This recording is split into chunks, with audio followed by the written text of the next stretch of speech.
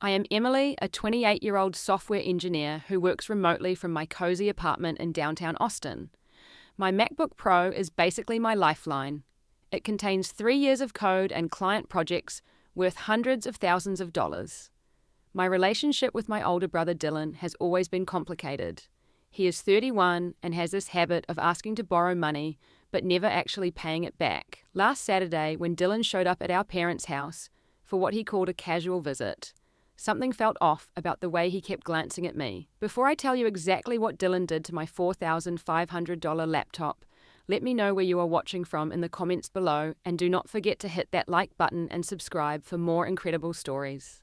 Trust me, what happens next will leave you absolutely speechless about how far family betrayal can actually go. That weekend started like any other visit to my parents' suburban home in Denver. Dad works as an accountant for a mid-sized firm, and Mom is a recently retired elementary school teacher who now spends her days tending to her prize-winning rose garden. Their house sits on a quiet cul-de-sac with a beautiful backyard featuring a sparkling blue swimming pool that Dad installed 5 years ago as a retirement gift to himself. Dylan arrived Friday evening in his leased BMW, looking sharp in his expensive suit.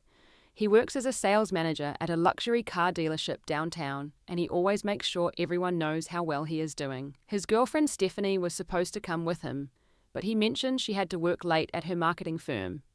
Something about the way he said it felt rehearsed, like he had been practicing that excuse. Growing up, Dylan and I had our typical sibling moments. He was the troublemaker who somehow always managed to charm his way out of consequences, while I was the responsible one who focused on my studies and built a stable career. Despite our differences, I genuinely love my brother. I always hoped that as we got older, he would outgrow his tendency to create chaos and finally embrace some stability. My MacBook Pro M2 Max with 64 gigabytes of RAM represents more than just a computer to me. It houses the application I have been developing for a Silicon Valley startup, a project that could potentially change my entire career trajectory. Working remotely has allowed me to build relationships with clients across the country, and my annual income now reaches 6 figures. This laptop contains not just my current work, but also my financial independence and professional reputation. Dylan lives quite differently than I do. His Instagram feed constantly showcases his lifestyle: the downtown apartment that costs $3,000 a month, dinner reservations at trendy restaurants, weekend trips to Aspen. He drives that BMW like it is a badge of honor, always making sure to park it prominently wherever he goes. But I have started noticing inconsistencies in his stories about work and money. During dinner Friday night, Dylan seemed distracted, constantly checking his phone and scrolling through what looked like cryptocurrency trading apps. When Dad asked about his work at the dealership, Dylan gave vague answers about big commissions coming up. Mom, ever the supportive mother, praised him for his success and mentioned how proud she was that both her children were doing so well in their careers. The first red flag appeared when Dylan started asking detailed questions about my income. He wanted to know about my client rates, how much I save each month, and whether I had any investment portfolios. When I deflected with humor, he pressed harder, suggesting that I was probably sitting on a substantial emergency fund that was just earning minimal interest in savings accounts. Saturday morning brought more concerning behavior. Dylan mentioned something about a breakthrough investment opportunity that required immediate action. He kept checking crypto prices on his phone and muttering about market timing. When I asked him directly what was going on, he brushed it off as just staying informed about financial trends. The conversation took a strange turn when he started talking about family loyalty and how successful siblings should help each other capitalize on opportunities. He mentioned that Stephanie did not really understand investing, and that sometimes a person has to make bold moves without consulting everyone. The way he said it made me wonder what financial decisions he might have made without her knowledge. As the morning progressed, I noticed Dylan studying me carefully, like he was calculating something in his head. He complimented my success and mentioned how impressive it was that someone my age could achieve such financial stability. But underneath the compliments, I sensed he was building toward asking me for something significant. My parents seemed oblivious to the undercurrents of tension. Dad was focused on his weekend yard work, while Mom was busy preparing her famous lasagna for Sunday dinner. They both adore Dylan and have always been quick to support him through whatever challenges he faces. Over the years, I have watched them bail him out of various scrapes, from college expenses to car payments, to credit card debt. By Saturday afternoon, I could feel the weight of unspoken expectations hanging in the air. Dylan had positioned himself as the charming, successful son who had come home to visit, but I knew my brother well enough to recognize when he was working an angle. The question was not whether he would ask me for something, but rather how big that something would be. Sunday morning arrived with perfect Colorado weather, sunny skies and a gentle breeze that made sitting by the pool absolutely irresistible.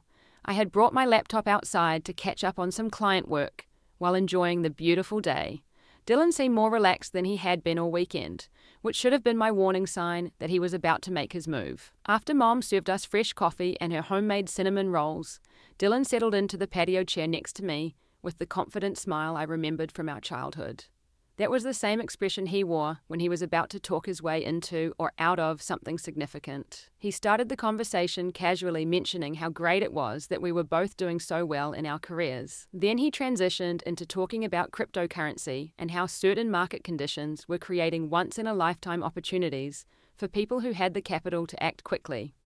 His enthusiasm seemed genuine, but there was something practiced about his presentation, like he had rehearsed this speech multiple times. Dylan explained that he had connected with some investors who had insider information about a specific cryptocurrency that was about to explode in value. He claimed these were not ordinary day traders, but serious financial professionals with track records of massive returns. According to him, they needed exactly $20,000 to secure his position in this exclusive investment opportunity, and the window would close within 48 hours. The way he described it, this was not gambling or speculation, but rather a surefire path to enormous profits. He promised that within 2 weeks he would be able to pay me back the $20,000 plus an additional $6,000 in profits as a thank you for believing in him. His confidence was impressive, and for a moment I almost found myself getting caught up in his excitement. But then he mentioned that Stephanie did not know about this opportunity yet. He explained that he had already invested their joint savings without discussing it with her first, because he wanted to surprise her with the profits. That revelation immediately raised red flags for me. If this investment was truly as solid as he claimed, why would he hide it from the woman he was planning to marry? When I started asking more detailed questions about these mysterious investors and their track record, Dylan became defensive. He accused me of being overly cautious and missing out on opportunities because I was too analytical. He reminded me of the $3,000 he had borrowed from me 18 months ago to help with his security deposit money that he still had not repaid despite multiple promises. I explained to Dylan that lending him $20,000 would represent a significant portion of my emergency fund money that I had worked hard to save specifically for unexpected situations. I told him that I believed in being financially responsible and that I was not comfortable with high-risk investments, especially ones that required secrecy from his girlfriend. Dylan's demeanor shifted dramatically when he realized I was not going to simply hand over the money. He started using emotional manipulation tactics that I remembered from our childhood. He talked about how family members should stick together and support each other's dreams. He suggested that I was being selfish by hoarding money while he was trying to build a better future for himself and Stephanie. The conversation grew more heated when our parents joined us on the patio. Mom immediately sensed the tension and asked what was wrong. Dylan expertly played the role of the disappointed younger brother who was just trying to get ahead in life but was being blocked by his unsympathetic sister. He made it sound like I was refusing to help him out of spite rather than legitimate financial concerns. Dad remained mostly silent during this exchange, but I could see the discomfort in his eyes. Mom, however, immediately sided with Dylan, suggesting that I should consider helping my brother, since I was in a position to do so. She reminded me that family comes first, and that money should not come between siblings who love each other. I felt increasingly isolated as the conversation continued. Dylan painted himself as the victim of my selfishness, while Mom reinforced his narrative about family loyalty. Nobody seemed interested in hearing my perspective about responsible financial planning or my concerns about Dylan's secretive approach to this investment opportunity. The pressure intensified when Dylan started making veiled threats about our relationship. He suggested that refusing to help him would damage our bond permanently and that I would regret choosing money over family loyalty. He painted a picture of himself as someone who would remember both kindness and selfishness for the rest of his life. Despite the emotional manipulation and family pressure, I held firm in my decision. I explained once more that I was not comfortable lending such a large sum of money for an investment opportunity that sounded too good to be true. I offered instead to help Dylan research legitimate investment options or connect him with financial advisors who could provide proper guidance. My alternative suggestions only seemed to anger Dylan further. He accused me of treating him like a child and suggested that I thought I was better than him because of my college education and successful career. The conversation was becoming increasingly personal and hurtful, with Mom continuing to encourage me to reconsider my position. As the afternoon wore on, I could feel the family dynamics shifting in uncomfortable ways. I was being positioned as the villain in a story where Dylan was the misunderstood protagonist just trying to improve his circumstances. The emotional toll of standing up for my principles while being attacked by people I loved was exhausting and painful. The breaking point came around 4 o'clock when I decided I needed some space to clear my head. The constant pressure and emotional manipulation had left me feeling drained and frustrated. I stepped away from the patio conversation, telling everyone I needed to make a phone call to one of my clients about an urgent project deadline. It was not entirely true, but I desperately needed a few minutes to collect my thoughts. I left my laptop on the poolside table, figuring it would be safe there while I walked to the front yard to get some fresh air. The MacBook sat there peacefully, its silver surface gleaming in the afternoon sunlight. Inside that machine was 3 years of my professional life, including the nearly completed application that represented my biggest career breakthrough to date. While I was standing in the driveway trying to process the emotional turmoil of the afternoon, I heard a splash from the backyard, followed by Dylan's voice carrying across the yard. Something about his tone made my blood run cold, so I immediately rushed back to see what had happened. The scene I discovered will be burned into my memory forever. My laptop was sitting at the bottom of the swimming pool, its screen clearly visible through the chlorinated water. Dylan was standing next to the table where I had left it, holding the patio umbrella like he had been adjusting its position. His expression showed absolutely no remorse or concern, just a calculated casualness that made my stomach drop. When our eyes met, Dylan delivered the line that would forever change our relationship. With the most nonchalant tone imaginable, he said, "Oh, sorry, I accidentally dropped your laptop in the pool." He said it like he was commenting on the weather, with no emotion or acknowledgement of the devastating impact his actions had just caused to my career and financial stability. Dad appeared within seconds of hearing the splash, and his immediate reaction was to minimize the situation rather than address the obvious deliberate nature of what had occurred. "It's just an accident," he announced as if declaring it would somehow make the destruction of my $4,500 laptop and 3 years of work acceptable. "These things happen." Mom's response was even more infuriating. She immediately began defending Dylan, insisting that he did not mean for it to happen, and reminding everyone that he has always been clumsy with electronics. She suggested that I should not be upset, because it was clearly an unintentional mistake, and getting angry would just make the situation worse for everyone. I stood there staring at my laptop beneath the water, calculating the magnitude of what Dylan had just destroyed. This was not just about the cost of replacing the hardware, though that alone would be significant. The real devastation was the potential loss of my client work, my in-progress application, and the professional relationships that could be damaged if I could not meet my commitments. But what struck me most powerfully in that moment was the crystal clear realization that this had not been an accident at all. Dylan had deliberately destroyed my laptop as retaliation for refusing to lend him money. The timing, his casual reaction, and the way he positioned himself near the umbrella as an excuse all pointed to careful planning rather than clumsiness. Instead of confronting Dylan immediately or arguing with my parents about their enabling behavior, I made a conscious decision to remain calm and strategic. I quietly walked into the pool and carefully retrieved my laptop water, streaming from every port and crevice. The damage was immediately obvious.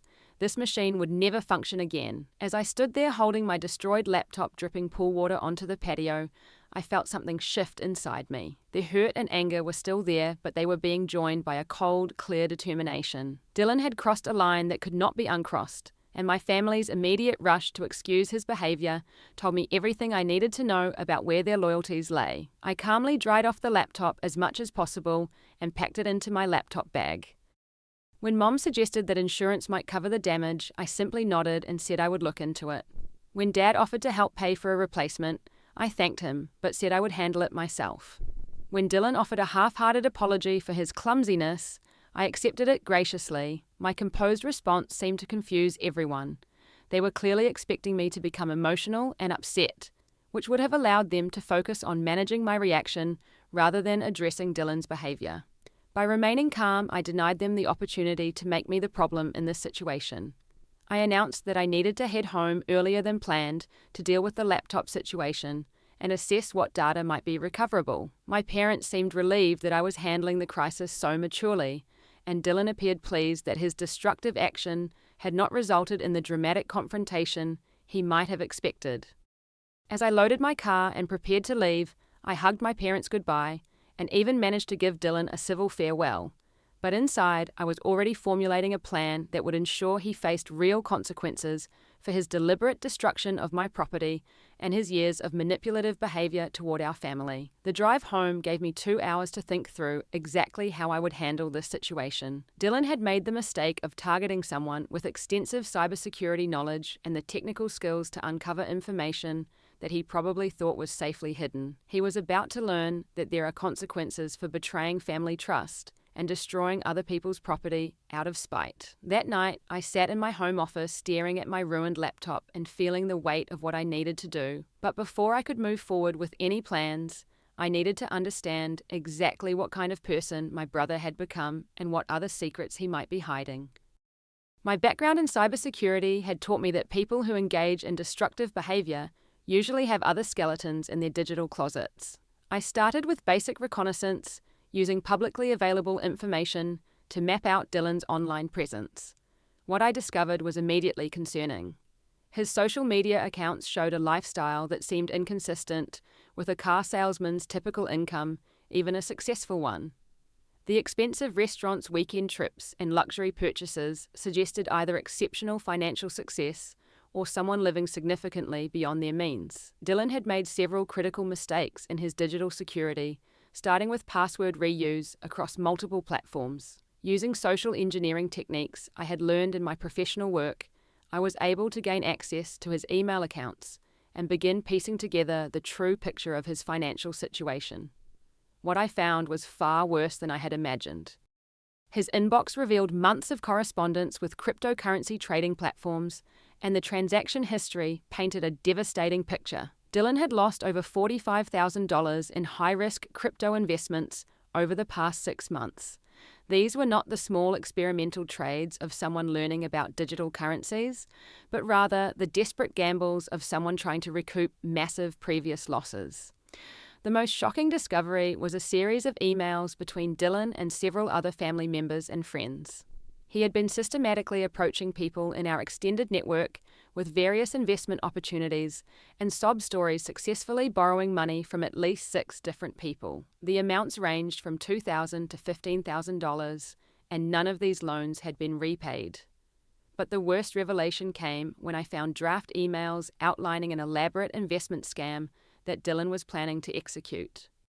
He had researched fake investment companies and was preparing to approach various family members, including our elderly grandparents, with a sophisticated fraud scheme designed to extract their retirement savings.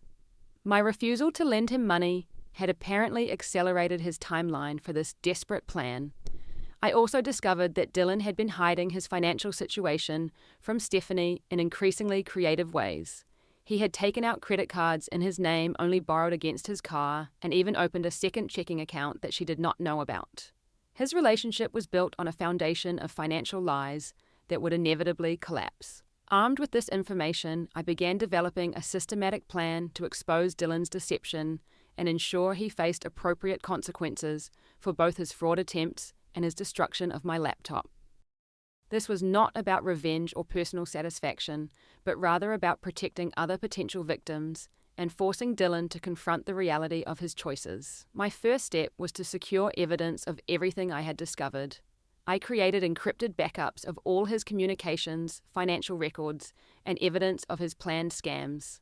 Then I began identifying the people who needed to know the truth about what Dylan was really doing with his life. At exactly 6 in the morning, I executed the first phase of my plan. I changed all of Dylan's passwords across every platform I had accessed, effectively locking him out of his own digital life. This would prevent him from deleting evidence or continuing his fraud schemes while I worked on the remaining steps. At 6:05, I sent a comprehensive email to Stephanie containing screenshots of Dylan's financial deceptions, evidence of his secret debt, and proof that he had been lying to her about their joint finances for months. I included enough documentation to make it impossible for him to deny or minimize what he had been doing. At 6:10, I forwarded copies of Dylan's planned investment scam emails to his supervisor at the car dealership. I included a professional note explaining that these communications had come to my attention and that I felt obligated to report potential fraud attempts by an employee. I made it clear that I was not seeking any particular outcome, just ensuring that the appropriate people were aware of the situation. At exactly 6:15, I sent an anonymous tip to the loan sharks and debt collectors that Dylan had been avoiding providing them with his current address and contact information. I included details about his actual financial situation and suggested they might want to intensify their collection efforts before he disappeared entirely. The final element of my plan involved exposing Dylan's deception to our extended family. I created a carefully worded email explaining what I had discovered about his borrowing habits and fraud attempts, including specific details about money he had taken from various relatives under false pretenses. I scheduled this email to be sent to everyone on our family contact list at exactly 6:30 in the morning. As I implemented each phase of this plan, I felt a sense of clarity and purpose that had been missing since the laptop incident. This was not about getting even with Dylan for destroying my computer, though that certainly motivated me. This was about protecting innocent people from his increasingly desperate schemes and forcing him to face the consequences of years of deceptive behavior. I spent the rest of the night monitoring various communications channels to observe the immediate aftermath of my actions. By 7 in the morning, Dylan's carefully constructed world of lies was beginning to collapse in real time, and he was waking up to a reality that would force him to finally confront what he had become. The phone started ringing at 6:25 when Stephanie arrived at Dylan's apartment, demanding immediate explanations about the financial evidence I had provided. Her voice was audible through his thin apartment walls as she confronted him about secret debts, hidden accounts, and months of deliberate deception about their financial situation. At 6:45, Dylan's supervisor called to inform him that he was being placed on immediate administrative leave pending a full investigation into the fraud allegations. The dealership could not afford to have employees associated with potential scam operations, regardless of whether they were conducted during work hours or involved company resources. By 7:15, the car repossession team arrived at Dylan's apartment building. The documentation I had provided to his creditors had revealed that his BMW payments were 3 months behind, and the finance company had decided to accelerate their recovery efforts, based on evidence that Dylan was preparing to flee his financial obligations. The loan sharks and debt collectors began calling Dylan's phone continuously starting at 7:30. These were not the kind of people who accepted excuses or payment plans, and my anonymous tip had provided them with enough information to understand that Dylan had been deliberately avoiding them while continuing to live an expensive lifestyle. But the most devastating blow came when our extended family members started calling to confront Dylan about the money he had borrowed from them under false pretenses.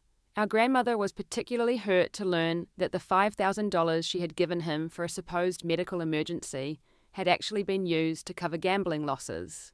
By 8 in the morning, Dylan's phone was ringing constantly with angry creditors, family members demanding explanations, and Stephanie's family members who had learned about his deception and wanted to make sure their daughter was safe from his financial problems. I watched this unfold from my apartment, feeling a mixture of satisfaction and sadness. Dylan had created this situation through years of increasingly desperate choices, but seeing the complete collapse of his fabricated life was still difficult to witness. However, I also felt a profound sense of relief that his planned fraud schemes had been stopped before he could victimize our elderly relatives or other vulnerable people. The investigation that followed revealed even more extensive deception than I had initially discovered. Dylan had been running various small-scale frauds for over 2 years, always staying just below the threshold that would attract serious legal attention. The destruction of my laptop had been his final act of desperation before implementing a much larger scam that could have destroyed multiple families financially. Over the following weeks, Dylan was forced to move back in with our parents as his apartment lease was terminated and his credit was destroyed. Stephanie ended their relationship immediately, taking steps to protect her own financial future from the chaos he had created. The dealership fired him after their investigation revealed that he had been using customer information for his investment scams. But the most important outcome was that Dylan finally agreed to seek professional help for his gambling addiction and the psychological issues that had driven him to increasingly destructive behavior. The complete collapse of his lies had forced him to confront reality in a way that years of family enabling had never accomplished. As for my laptop, I purchased a replacement and was able to recover most of my important data from cloud backups. The client project that I had been so worried about was completed on schedule, and the application launched successfully several months later. But more importantly, I had learned to protect myself from toxic behavior, even when it comes from people I love. Sometimes being family does not mean enabling destructive behavior or accepting abuse out of loyalty. Real love means allowing consequences to teach lessons that words cannot. I learned that protecting my peace and boundaries is not selfish. It is necessary for maintaining healthy relationships with everyone in my life. Now I want to hear from you in the comments below. Have you ever had to set tough boundaries with family members who were taking advantage of you? How did you handle a situation where you had to choose between keeping peace and protecting yourself? Please share your experiences and let me know what you think about how I handled this situation with Dylan.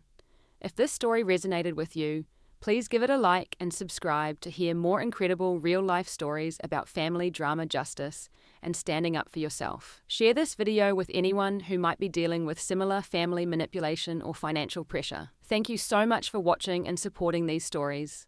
I hope this experience helps you recognize that you deserve to be treated with respect by everyone in your life, including family members.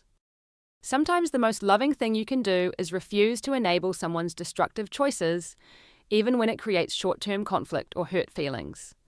Dylan eventually got help for his gambling addiction and slowly rebuilt his life on truth instead of lies. As for me, I bought a new laptop, but more importantly, I bought myself the gift of never again being anyone's doormat, even when that person happens to be family.